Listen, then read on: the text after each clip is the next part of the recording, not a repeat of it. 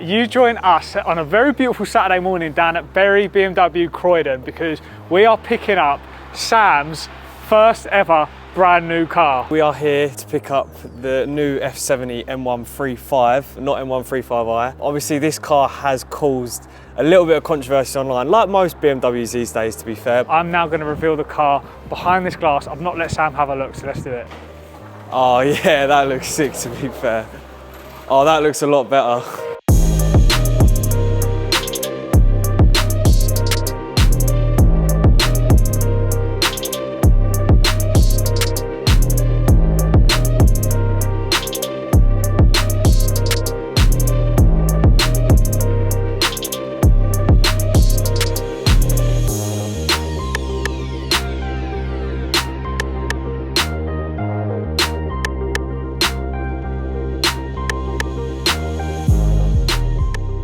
You know what, in the photos I weren't sure, but bit worried. Real life, yeah, no, that looks really nice. We need to get modding it straight away though. Oh, this is actually crazy. I can't believe this is actually my motor. So obviously just pulled the car out now, because we hadn't actually had a proper chance to look at it in there, just because it's a bit small. Me and Jack are gonna have a little look around the car just to see what we think. Obviously straight away, you can notice the front end looks a lot better in real life. I wasn't actually sure of it in photos, but it's weird. I don't know what you think, Jack, but on these new BMWs, in photos they just don't do it justice. No, it looks like an Adroid bumper on the front. But I didn't notice as well, they've got new side skirts down here. Yeah, it's like half colour, half painted, which I think is new. As well, you get this little one on the side that again you don't really get to see in photos, which is really quite cool. They've just done that on the new M5 as well. What, so I think that's the thing they're doing with the new cars. Yeah, I think they're adding that onto the new cars now. It looks sick. Something that Jack is not a massive fan of is the quad exhaust tips. No, but actually, I don't actually mind no. In real life, they don't offend me actually. I think it's because they sit, although they're quad, sorry, they sit quite in a little bit, so they don't look too like staggered, stupid. Which is quite sick. But yeah, honestly, in the press photos, I was like, no, I hate them. But in real life, I quite like them. I also didn't understand this bit. And I don't know if it translates on camera, but in real life, again, doesn't actually look too bad. Something that we did just notice as well, which you really don't see, is if you opt for the black roof, they actually follow the paint all the way along to the spoiler. Yeah. Which actually is really quite cool. I thought they would have just ended it there. Yeah. And one really cool feature we did also just find out, is it going to work? Oh, that's sick. I hadn't seen that. Yeah. I'm not too sure on the sensor in the front grille. I feel like they could have hid that a little bit better, but they've tried to camouflage it a little bit, but I'm not entirely sure on that. And also as well, where it's just got an M badge here, again, I'm not massively keen on that. Do you not like it? No. Obviously you've got the new ID9, which is really nice, and the 6 miles, brand new, baby. The seats are absolutely so nice. I like as well how they've gone for the light up bit, like you get on the M3s and M4s. I think with this as well, these cars now, they're a lot more premium. Like comparing to an F20, what I had before, it's worlds away, isn't it? Yeah, it's a completely different. So much detail in here is quite sick, 'cause it's like blue, it's all the different colours of M like hidden behind. That's quite a nice touch. One mod I've already got waiting for me at the unit is the Alcantara armrest, because they fit the same on the F40 and the F70. So I've already got that ready to put on once we get in. Something as well that I didn't like in my M140 was the steering wheel, not because it got nicked actually, but also because it's like really low quality, whereas this feels like proper like rigid, and I don't know how to explain it, but the buttons just feel a lot better, nicer, and obviously you got the nice little bit here on the new steering wheel. The whole cabin just feels a lot stiffer and just really nice. So premium as well, because I had a Mark 8 before the 140, if you didn't know.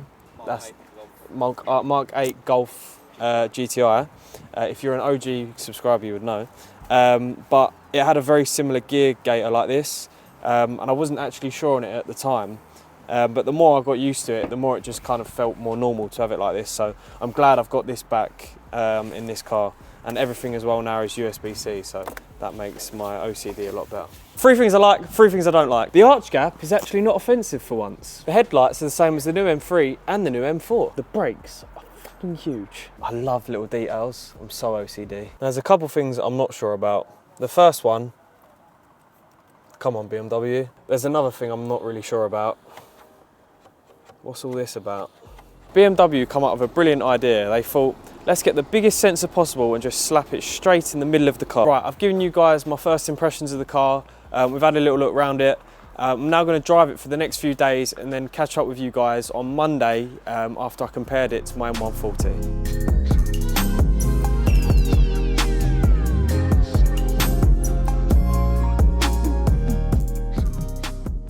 We're in the F70. Sam, you've been enjoying it for the weekend, haven't you? Yep, it's been a nice upgrade so far. Obviously, with the car now, it's a lot more newer, so I'm just trying to get used to all the tech and stuff that you don't have. There's a lot of tech in here as well. In the M140. Yeah, there is a lot of stuff, like just getting used to the gear gator and stuff like that is a bit different. But it's nice to have digital dash and all that sort of stuff. So yeah, so far I'm really liking it.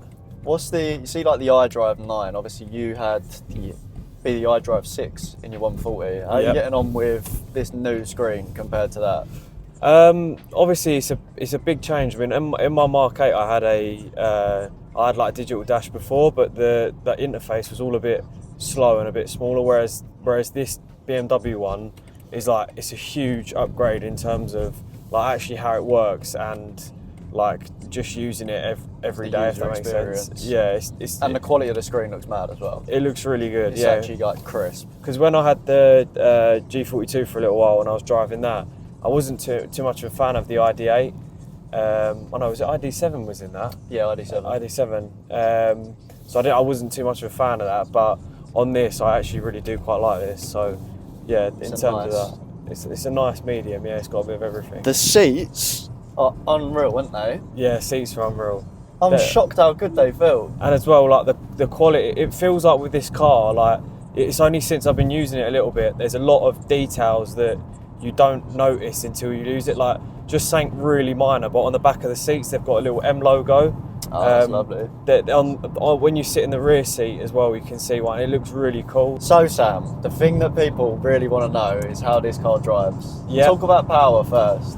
So with power, obviously I've come from like a stage 1 M140, so there isn't really a comparison in terms of power. Obviously this is a quite nippy car, but just driving on the way back from picking the car up down the M25, I just wanted to compare straight away what it was like. And when you're sitting at like 60 and then you put your foot down, it does feel like it takes a little while for it to fully engage. And like it's something that Tony from TRL was saying, that basically because it's a ZF8 speed gearbox, DCT gearbox, sorry, it's a lot slower when you're actually starting, but when you're getting through the gears, when you're getting like to gear 3, 4, 5, it's so much quicker than the 140. And you can really notice that. How'd you put it in sport? My modes.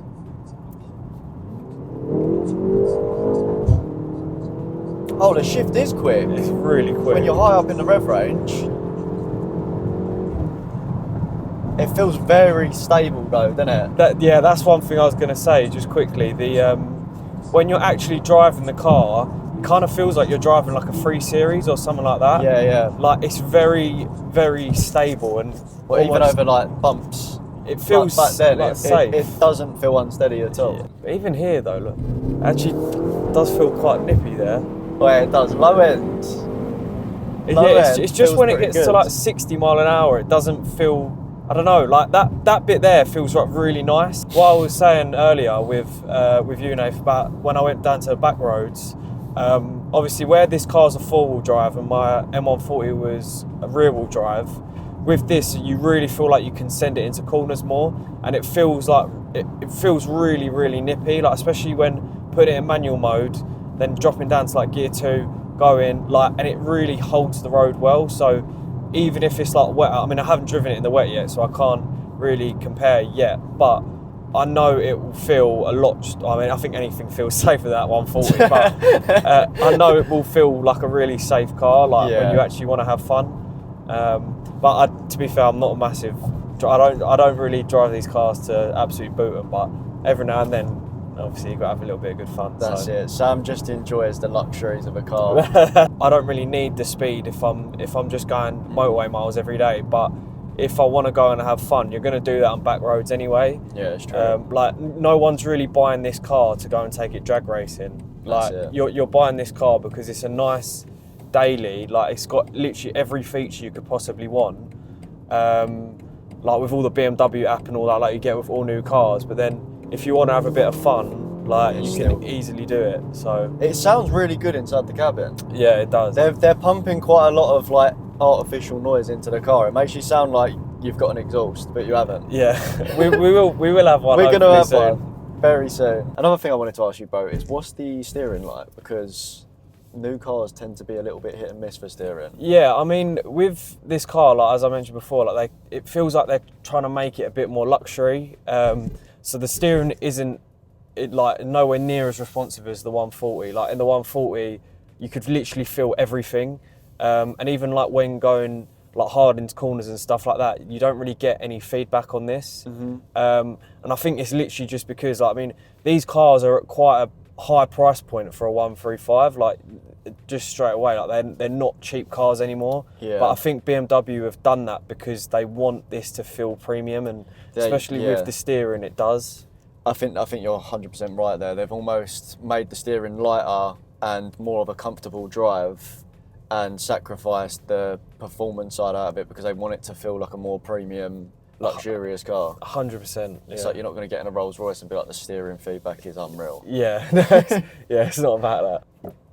It does feel so slow when you put it into reverse, though. I don't know what it is, but it's like I think it's where it's this new DCT. Like if you wanted to do a 3-point turn in the middle of the road, you'd be screwed. Really? Yeah, I don't so think what's that, when you're saying it's slow, what's actually happening? Like, so when you put it into reverse, then to engage the pedal to actually reverse, like there's like a feedback delay of like a second. That's where they've got the dual clutches, so like one clutch is coming down, and then it's just, it's taking a lot longer. I noticed that a bit in my M4 F82 as well, but I don't know how bad it translates. Yeah, because with like the 140, you could, I think as well, when you pull out of a turn-in, like say if you want to quickly go, like you need to be careful because it ain't the same responsiveness as what a normal auto is. Give us some overall thoughts on this car, honest feedback, before we round the video off.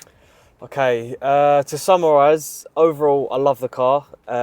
It's got a lot of things that I wanted out of a next car and out of a new car that you don't really have when you have an older car, but I would say, overall I really enjoy it.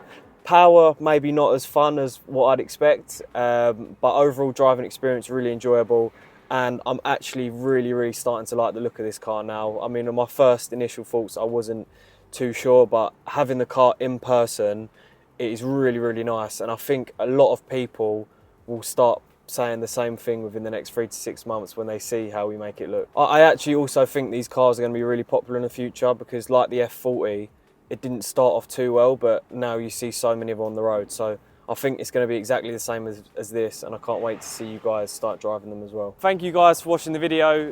It's important that I show you guys the whole journey of the car, and we will be starting from tomorrow with the first mods. So watch, subscribe and enjoy.